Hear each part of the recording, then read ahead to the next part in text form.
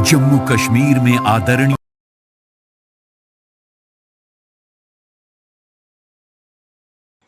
BJP से बड़प्पन की उम्मीद करना बेमानी है और नरेंद्र मोदी से बड़ा दिल दिखाने की आशा करना बेवकूफी। कुछ ऐसा ही 18वीं लोकसभा का सत्र शुरू होने पर हुआ। बहुत अच्छे माहौल में सत्र शुरू हुआ। नेता सदन नरेंद्र मोदी, नेता प्रतिपक्ष राहुल गांधी स्पीकर को लेकर उनकी चेयर तक गए। राहुल गांधी ने खुद पहल की, हाथ बढ़ाकर मिलाया और कहा, पुरजोर तरीके से कहा कि हम आपका समर्थन करेंगे, हम सदन चलाने को तैयार हैं आपके साथ मिलकर, बशर्ते लोगों की आवाज का दमन न किया जाए, बशर्ते लोगों की आवाज को बढ़ चढ़कर रखने दिया जाए, विपक्ष को भी। लेकिन उसके बाद जो हुआ वो शायद बहुत सारे सवाल अपने आप में खड़े करता है। अगर बीजेपी चाहती तो इस बात को आगे बढ़ाती, एक सौहार्द के माहौल में सत्र होता। लेकिन उसके बाद स्पीकर ने, नवनियुक्त नवनिर्वाचित स्पीकर ओम बिरला जी ने इमरजेंसी पर प्रस्ताव पारित किया, 49 साल पहले की इमरजेंसी पर। 26 जून को 25 जून की 1975 की इमरजेंसी का प्रस्ताव पारित हुआ। कब तक घाव कुरे दिएगा। और उसके बाद आज 27 जून को राष्ट्रपति महोदया ने सरकार द्वारा लिखित अभिभाषण में उन्होंने भी इमरजेंसी का जिक्र किया। 27 जून को 25 जून 1975 की इमरजेंसी का जिक्र किया। हमें पिछले घाव कुरेद कर क्या मिलेगा। और एक सच ये भी है कि इमरजेंसी लगाना बहुत बड़ी गलती थी, ये खुद इंदिरा जी ने माना था और उसके बाद लोकतांत्रिक चुनाव भी कराए। इमरजेंसी से कोई वास्ता ना होने पर भी राहुल गांधी जी ने इमरजेंसी को गलत कहा और ऐसा कभी दोबारा ना हो, इसीलिए वो संविधान को बचाने में, संविधान को सर्वोपरि रखने के लिए प्रतिबद्ध हैं।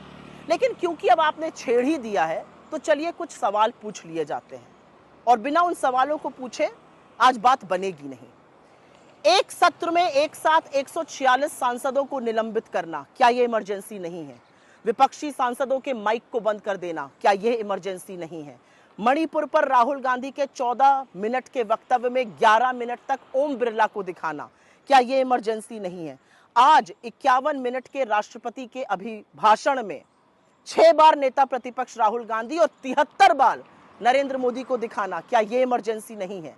जो सदन संविधान से चलता है वहां पर जय संविधान बोलना और उस पर आपत्ति जताना स्पीकर का, क्या यह इमरजेंसी नहीं है?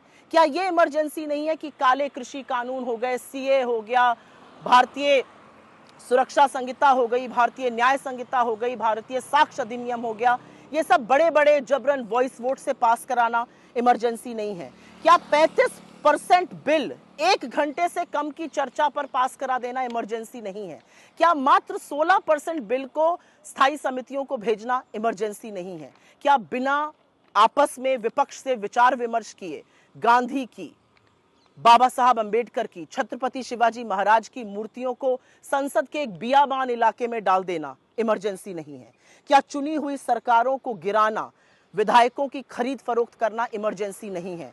क्या चुनाव के ठीक पहले 2 मुख्यमंत्रियों को जेल में डाल देना, मुख्य विपक्षी पार्टी के खाते बंद कर देना इमरजेंसी नहीं है? क्या विपक्ष के पीछे सीबीआई, ईडी, इनकम टैक्स जैसी एजेंसियों को छोड़ देना इमरजेंसी नहीं है? क्या विपक्ष के सांसदों के, अपने खुद के मंत्रियों के, जजों के, अफसरों की जासूसी पेगासस से कराना इमरजेंसी नहीं है? ऐसे बहुत सारे सवाल उठेंगे। सवाल तो वो भी बहुत सारे उठेंगे कि 1 साल से जलते हुए मणिपुर को उसके हाल पर छोड़ देना, क्या ये इमरजेंसी नहीं है? चीनी अतिक्रमण के खिलाफ आक्रोशित लद्दाख की तरफ मुड़कर भी ना देखना, क्या ये इमरजेंसी नहीं है? 750 किसानों की शहादत हो जाने देना, उनको दिल्ली की सीमा पर पड़े रहने देना 1.25 साल, क्या ये इमरजेंसी नहीं है? लखीमपुर किसान नरसंहार के मुख्य अभियुक्त के पिता को गृह राज्य मंत्री बनाए रखना, क्या ये इमरजेंसी नहीं है?